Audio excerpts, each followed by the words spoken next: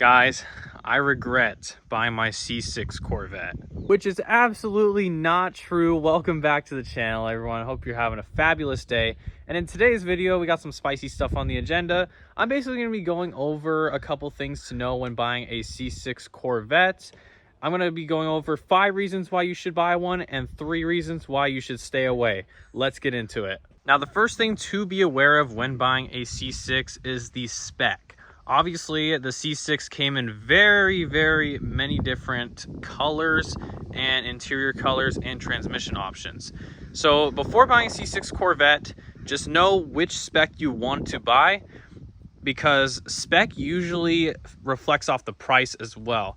Now, mine being a Velocity yellow automatic coupe, it's not going to demand the highest price, but something like a manual Jetstream blue, that would attract a lot larger price tag for the spec. And the next thing to be aware of when buying a C6 Corvette is the mileage. Now, obviously, most of these cars are going to be over 100,000 because they are starting to get into that 20-year-old range. They are becoming older cars, and obviously a lot more people are going to be picking them up and driving them. I daily drive mine. I bought mine at 93,000 miles, and it now has 100,000 miles in just 4 months of ownership, which is pretty crazy. I do daily this thing. I do drive the shit out of it. But these cars are really reliable for what they are.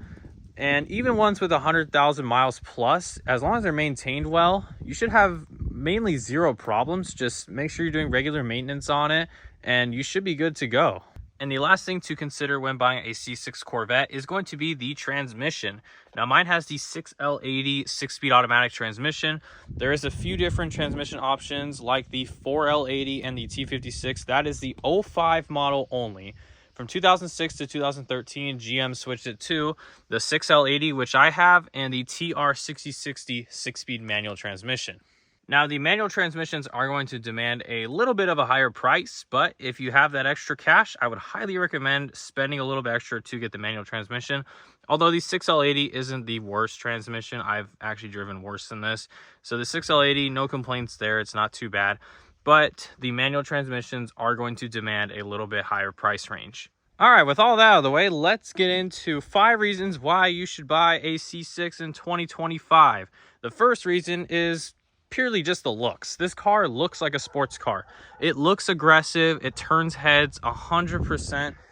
Mine's really bright. Maybe that's why, but every time I see one of these, even in a dark color, I still get excited even though I own one.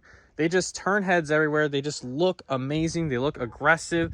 And with a few simple mods like I put on it, it just looks even better. Now, for this video, I'm strictly just going off base model only. But the next reason to buy a C6 Corvette in 2025 is going to be the engines these cars come with. Now, mine is an 07. So from 05 to 07, they had the LS2, which is a 6-liter naturally aspirated V8. Has about 400 horsepower from factory, which is actually pretty good for a car this old, and it still competes with a lot of newer cars nowadays, and it puts down the power really good. Even for a stock LS2, this car still feels decently quick. It's not the fastest thing, but it definitely has the pep to it, and honestly, for a first car or even second car, it's enough power 100% from the box. Now, if you spend $2,000 to $3,000 more, you can pick up an LS3 V8, which is a 6.2-liter naturally aspirated V8, and that one has about 430 horsepower from factory. That's going to be featured in the 2008 to 2013 base and Grand Sport models. Now, the LS3 has 30 more horsepower than the LS2, and it offers better cylinder heads for more airflow, which could be seen as a lot better than the LS2, and also the tuning potential in the LS3 is just a lot better. Now, the LS2 is not a bad engine by any means. It is still a good engine, but if you want to boost the car, the LS3 is probably a better way to go. But obviously, like I said, that's going to depend on your budget. If you're in that 15 to 20K range, an LS3 is going to be a little bit tougher to find. Not impossible, but it's going to be a little bit tougher to find than an LS2. But if you can spend a little bit more chunk change, then you can pick yourself up an LS3. And adding on to the engine discussion, this is reason number 3 why you should buy a C6 Corvette, is the reliability. These cars are actually known to be pretty reliable if you maintain them well and don't just abuse the piss out of them and not maintain them. Now, obviously, any car will last with good maintenance, and the C6 really doesn't have a whole lot of common issues. They do have harmonic balancer issues, which is one of the most infamous issues even on the C5 Corvette. The C6 also had harmonic balancer issues, but other than that, there's not a whole lot of common failures. Also, the power steering pump in the earlier models like the 05 to 07, which mine actually just got cooked, so I had to spend $1,000 to fix that. So yeah, there's a couple common failures, but if you get past that, the car's pretty reliable and is not known to have a whole lot of issues. And reason number 4 to buy a C6 Corvette is going to be the aftermarket support. Now, these cars have amazing tuning potential, especially the LS3 like I discussed. The LS3 has a lot of good tuning potential, but so does the LS2. There's a lot of options available. Now, as you can see, my car is modified. It's pretty stock engine-wise. On the outside, it's got a lot of goodies. So it's got the Extreme Online Store Aero Kit. It's got the American Racing wheels. And it's also got a wrapped target top and halo as well, which is a really nice addition. And honestly, I think I'm pretty good on the outside. I don't really think I want to buy anything else for the car. I think it looks amazing. Now, obviously, there's a lot of headlight options for this car and tail lights. I might consider tail lights, but the headlights on this car from factory just look so good. They have that iconic look to them, so I don't see a point in changing them. Now, if we're talking tuning potential, which I mean engine-wise, there's a lot of options for the LS2 and LS3. Now, one of the best upgrades you can get for the LS2 is going to be the Fast LSXR 102 intake manifold, and especially if you can get it ported as well, that is going to be an extra 25 to 30 horsepower. That's a very good bump for the LS2, and you can hang with LS3s with just that mod. Long tube headers are another good option, unless you're in California like me. There's still ways around it, but long tube headers are going to be also a good addition to the LS2 and LS3. You can just get yourself a cold air intake to throw in there as well. And one of the biggest things that people do with these cars is cam. Now, a cam in this car sounds amazing. I'll put some videos of it right here. Yes, the cam chop is so insane with these cars.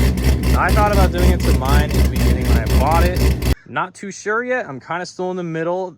I might get it cammed later, but that is for a different day. Right now, I'm kind of just daily driving it, so that's why I'm keeping it stock. But yes, if you are a tuner or you just want to push big power, these cars are a very good platform. The LS platform is very good with boost. And there's also some supercharger options. You can go twin turbo. There's just a lot of boost applications that you can do with the LS platform. So the tuning potential on these cars is amazing. And also just the aftermarket support in general with the cosmetics on this car. There's a whole lot of options. I kind of went with just a basic route, just a nice OEM plus finish. But if you wanted to go crazy, you can get carbon wide body. You can get Morimoto headlights. You can go with a bunch of crazy stuff. Everything's out there for the C6 Corvette. And finally, reason number 5 you should buy this car is the price and the appreciation on these cars. Now, depending on the spec and the mileage, these cars could potentially be seen as an appreciating asset, especially if you have a sought-after color combo. For example, Jetstream Blue is a fan favorite color amongst everyone in the Corvette community. Jetstream Blue is probably my favorite color as well. I don't have a Jetstream Blue one, but maybe one day. We'll see. Maybe later down the road. And if you also have a manual transmission as well, that could also be seen as an appreciating asset. Now, in my opinion, I don't think these cars are going up as much in price as the C5 at the moment. The C5 prices are kind of skyrocketing right now. I'm not even going to lie. They are starting to hit into that C6 range. But the C6 being very sought after, a lot of people want these cars. So keep yours clean if you have one. And if you're thinking about buying one, I'd pull the trigger relatively soon because they are going up in price. And also the price you can pick these cars up for right now is absolutely ridiculous. I mean, a couple years ago, they were down in the 15,000 range for a very clean LS2 automatic. Now, obviously, if you want an LS3 manual, you're going to be paying about 23 to 25,000 depending on mileage and spec. But even then, an LS3 with a manual transmission is still an insane bargain for 25 grand. I mean, I can't even think of any other better cars to buy for 25 grand than an LS3 manual Corvette. Even if you're under 20 grand, you can still snag one of these with an automatic with a 6L80 and an LS2 if you're comfortable with it. You can snag one of these for about 17 to 18 grand. So under 20 grand, you get an amazing sports car with good tuning potential, and it just looks so amazing. There's nothing to hate about this car. Now, I know I just said there's nothing to hate about this car, but obviously, like every other car, it has flaws, and it's mainly the interior for me. Now, the interior itself really isn't bad at all. Pardon my car being dirty. It is kind of dirty right now, but the interior isn't really bad at all. I mean, a lot of people hate on the interior in the C6, but honestly, it's a much better interior than the C5 had, so no complaints there. And honestly, even coming from a BMW, yeah, it is a little bit, you know, cheap quality because I came from a BMW from this car. But, you know, it's not even that bad. You know, obviously I bought this car mainly for the performance and the bang for buck factor rather than the interior quality. I know it's not a BMW or an Audi, but it's a lot better than the C5's interior. Now, the first con I have of this car is going to be no Bluetooth. Now, to me, it's not really a big deal, but to someone who wants to commute in this car long distance, you know, Bluetooth is pretty helpful, especially in a lot of newer cars. It's just a good thing to have in cars nowadays is Bluetooth. And also, you can't even play aux in this car unless you get an aftermarket head unit or a Bluetooth transmitter, which somehow I have not got yet. Might be the next thing I buy for it, I don't know. But yeah, so this car has no Bluetooth from factory. I think the newer ones with the 3LT package or 4LT package, like the 2010, I think is when they started to do Bluetooth. But the 2010 obviously is going to have a higher asking price. So if you're going for an 09 or below, you will have no Bluetooth capabilities. And the next flaw it has is simply the electronics in this car. Now, this was the first kind of generation that GM was moving into more electronic stuff in their cars. Now, obviously, some of the electronics are kind of funky, especially this one feature my car has where if I plug a aux port, or not really an aux cord, but like one of these in the cigarette lighter, it, for some reason, does not want to start. If I plug that in and plug my phone in, and I turn the car off and try to turn it back on again, it does not start.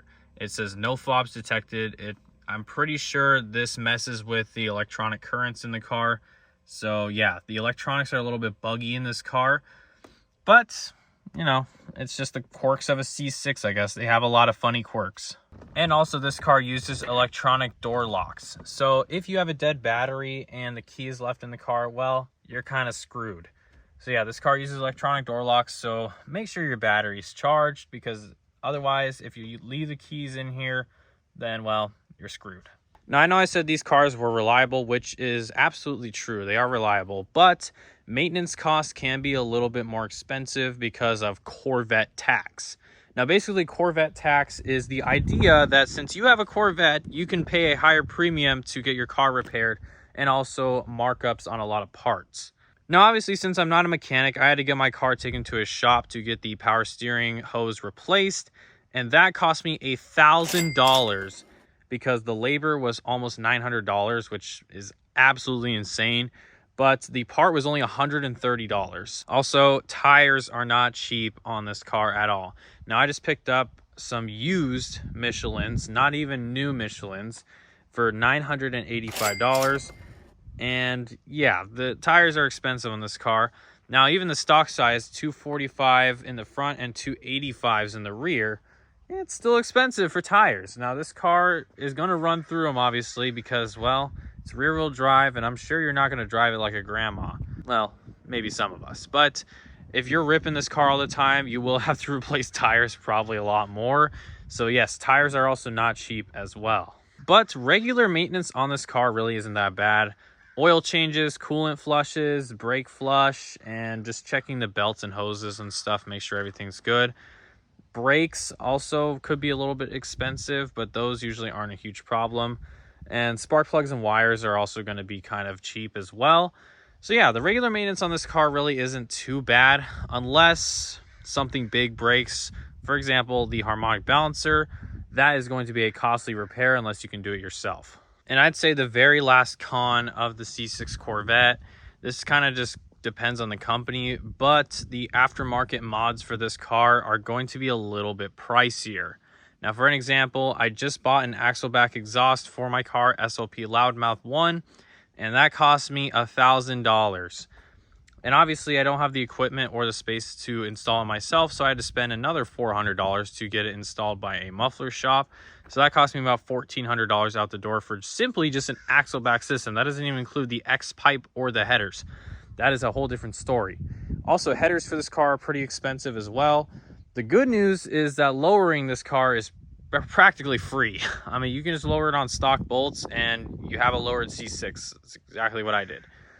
But yeah, so modding this car is going to be a little bit more expensive than others, but it's well worth it. The car is going to look amazing and also sound amazing, and even have some performance gains from it as well.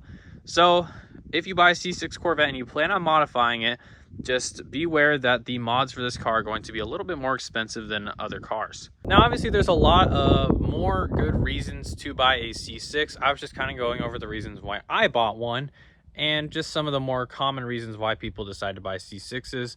But there's a lot of reasons why you should and shouldn't buy a C6. If you're in the market for one, I would highly recommend pulling the trigger on it now, because they will be skyrocketing in price pretty soon. Mark my words.